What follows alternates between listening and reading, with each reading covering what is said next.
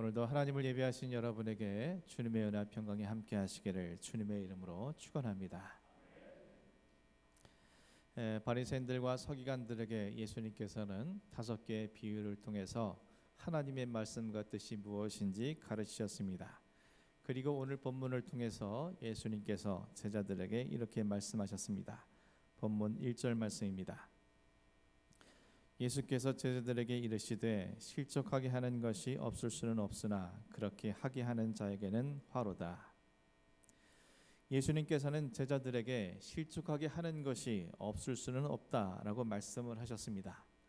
이 말을 원문으로 직역하게 되면 실족하게 하는 일들이 오지 않게 하는 것은 불가능하다라는 뜻입니다. 이 말씀은 바리새인들과 서기관들에게 비유로 말씀하신 이후에 제자들에게 하신 말씀이기 때문에 바리새인들과 서기관들의 잘못이 실족과 관련된 것임을 알게 해줍니다. 실족이라는 말은 우리말로 파멸을 당하게 하다, 걸림돌이 되다 라는 의미를 담고 있습니다. 예수님께서 제자들에게 하신 말씀이기 때문에 파멸이란 바로 영적인 파멸에 이르게 하는 것을 의미하며, 걸림돌이란 누군가가 구원을 얻게 하는 것에 걸림이 되는 무언가를 의미하는 것입니다. 예수님께서 이 세상에는 영적으로 파멸을 당할 수 있는 일이 있을 수 있고, 또한 나 또는 누군가가 구원에 걸림돌이 있을 수 있다라고 말씀하십니다. 아니, 실족하게 하는 일들이 오지 않는 것이 오히려 불가능하다고까지 말씀을 하셨습니다. 왜냐하면 사람이 살아가는 이 세상에는 이미 죄가 들어와 있고 사람들은 모두가 죄와 연약함이 있기 때문입니다. 죄와 연약함의 본성을 갖고 살아가는 각자가 자신이 의도했든 의도하지 않았든 서로가 서로에게 영향을 주고받으며 살아가야 하는 이 세상 속에서 서로가 서로에게 또는 내 자신 스스로가 실족할 수 있는 일들이 얼마든지 있을 수 있다라고 주님께서는 말씀하신 것입니다. 하지만 주님은 그렇다고 해서 남을 실족시키는 것이 당연할 수 있다라고 허용한 것은 아닙니다. 주님은 누군가를 실족하게 하는 자들에게는 화가 있을 것이라고 경고하고 있습니다. 어느 정도의 화인지 본문 2절을 통해 이렇게 말씀하셨습니다. 그가 이 작은 자 중에 하나를 실족하게 할진대 차라리 연자맷돌이 그 목에 매어 바다에 던져지는 것이 나으리라. 예수님께서는 작은 자를 실족시키는 것이 얼마나 무서운 죄인지에 대해 말씀하시기 위해서 차라리 연자맷돌을 목에 메고 바다에 던져지는 것이 낫다라고 말씀하십니다. 이 말씀은 곧 차라리 자신의 목숨을 던질지언정 다른 사람을 실족시키서는 결코 안 된다라는 의미입니다. 그렇다면 실족시키는 자가 되지 않기 위해서 우리는 무엇을 해야 합니까? 3절 4절에 이렇게 말씀하셨습니다. 너희는 스스로 조심하라. 만일 내 형제가 죄를 범하거든 경고하고 회개하거든 용서하라. 만일 하루에 7번이라도 내게 죄를 짓고 7번 내게 돌아와 내게 회개하노라 하거든 너는 용서하라 하시더라. 예수님께서는 실족시키지 않기 위해서 스스로 조심하라 말씀하셨습니다. 조심하라는 것은 어디에 마음을 쏟다, 주의하다라는 뜻을 갖고 있습니다. 따라서 실족시키는 자가 되지 않기 위해서 또는 누군가 때문에 실족당하지 않도록 하기 위해서 마음을 쏟고 주의를 쏟아서 모든 것을 경계한다는 뜻입니다. 이를 위해서 구체적으로 그들이 무엇을 해야 하는지 곧이어 또 이렇게 말씀하셨습니다. 만일 내 형제가 죄를 범하거든 경고하고 회개하거든 용서하라. 예수님께서는 형제가 죄를 범하거든 그에게 경고하고 회개하거든 용서하라 말씀하셨습니다. 형제가 죄를 범하거든 경고하라는 것은 내가 그의 죄를 드러내어서 정죄하라는 뜻이 아닙니다. 그에게 죄가 얼마나 무서운 것인지 그에게 깨닫게 함으로 말미암아 그로 하여금 회개하도록 이끌라는 의미인 것입니다. 마태복음 18장 15절에서 22절에 의하면 만일 내 형제가 죄를 범하거든 너는 은밀히 그에게 찾아가서 1:1로 사랑을 담아 권고하라고 말씀하십니다. 그래도 깨닫지 못하면 2-3 사람이 가서 권고를 하고 그래도 깨닫지 못하면 교회가 가서 권고하라고 말씀하셨습니다. 그래도 깨닫지 못하면 이방인과 세리처럼 여기라고 말씀하셨습니다.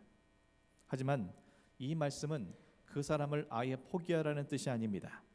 그 말씀 뒤에 주님은 또 이렇게 말씀하셨습니다. 마태복음 18장 19절에서 20절 말씀입니다. 진실로 다시 너희에게 이르노니 너희 중에 두 사람이 땅에서 합심하여 무엇이든지 구하면 하늘에 계신 내 아버지께서 그들을 위하여 이루게 하시리라. 두세 사람이 내 이름으로 모인 곳에는 나도 그들 중에 있느니라. 예수님께서는 너희 중에 두 사람이 땅에서 합심하여 무엇이든지 구하면 하늘에 계신 내 아버지께서 그것을 이루어 주실 것이라고 말씀하십니다. 그리고 주님은 그들 가운데 함께 해 주실 것이라고 말씀해 주셨습니다. 그렇다면 두 사람이 무엇을 위해 합심하여 기도하겠습니까? 그 답을 이 말씀을 들은 베드로가 예수님께 드린 질문을 통해 알 수 있습니다. 18장 21절에서 22절 말씀입니다. 그때 베드로가 나와 이르되 주여 형제가 내게 죄를 범하면 몇 번이나 용서하여 주리이까? 7번까지 하오리이까? 예수께서 이르시되 내가 이르노니 7번뿐 아니라 7번을 70번까지도 할지니라. 베드로가 예수님의 교훈의 말씀을 듣고 내게 형제가 죄를 범하면 몇 번까지 용서해야 하냐고 물었습니다. 이를 통해서 주님께서 말씀하신 두 사람이 합심하여 기도한 이유는 죄를 지은 형제가 회개할 수 있도록 그에게 죄를 깨닫게 해주시고 그리고 그런 그를 용서하기 위함인 것을 알 수 있게 됩니다. 예수님이 그와 같은 것을 말씀하시니 베드로는 몇 번까지 용서해야 하냐고 물은 것입니다. 왜 그러면 그들을 위해서 이처럼 기도해야 합니까? 인간의 힘으로는 그의 죄를 깨닫게 할 수도 그가 회개할 수 있도록 하는 수도 없기 때문이며 또한 그가 회개를 한다고 해서 우리 스스로의 의지나 힘으로 그들을 용서할 수 있는 것이 아니기 때문입니다. 아무리 우리가 애를 쓰고 그의 죄를 깨닫게 해주려고 노력해도 인간의 힘으로 할 수 있는 것이 아닌 성령의 힘으로만 가능해지며 그들이 아무리 우리의 용서를 구해도 하나님이 우리에게 용서의 마음을 허락해 주시지 않으면 그들을 용서할 수 없기 때문에 주님께서는 두 사람이 합심하여 이와 같은 것을 위해 기도하라고 말씀하신 것입니다. 오늘 본문도 주님께서는 경고하고 용서하라고 말씀하십니다. 언제까지? 하루에 7번이라도 내게 죄를 짓고 7번 내게 돌아와 회개하노라고 말하면 그들을 용서하라고 말씀하십니다. 하루에 한 번 자신에게 죄를 짓고 자신의 죄를 인정하고 돌아와 회개한 자를 용서하는 것도 쉬운 일이 아닐진데 주님은 7번까지도 그렇게 하라고 말씀하십니다.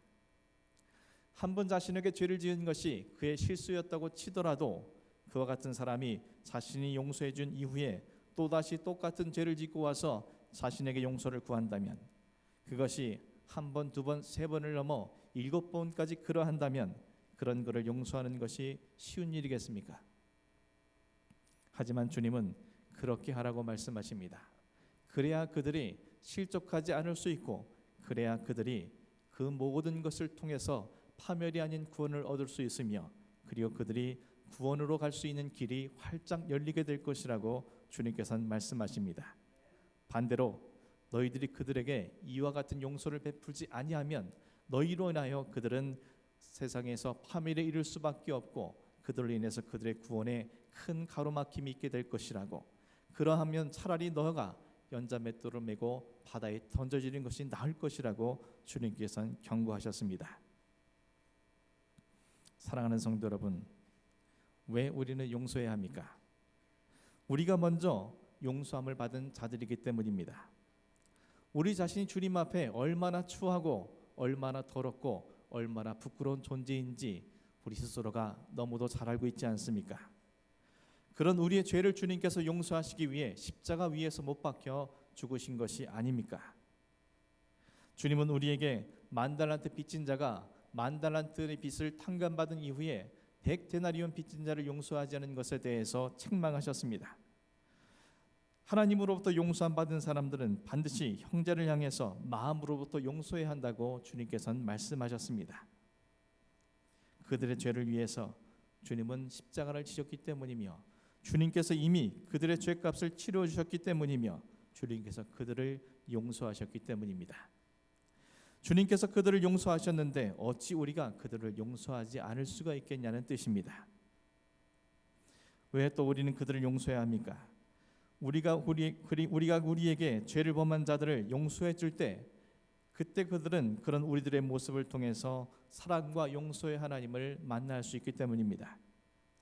7번이나 같은 죄를 범하는 자신을 끝없이 용서해 주는 우리의 모습을 그들이 경험하게 될 때 그들은 그런 자신들을 용서하는 우리 뒤에 하나님의 사랑과 용서가 있다는 사실을 깨닫게 될 것이고, 그러니 그들 또한 우리를 통해 사랑과 용서의 하나님 앞으로 나아가게 된다는 것입니다.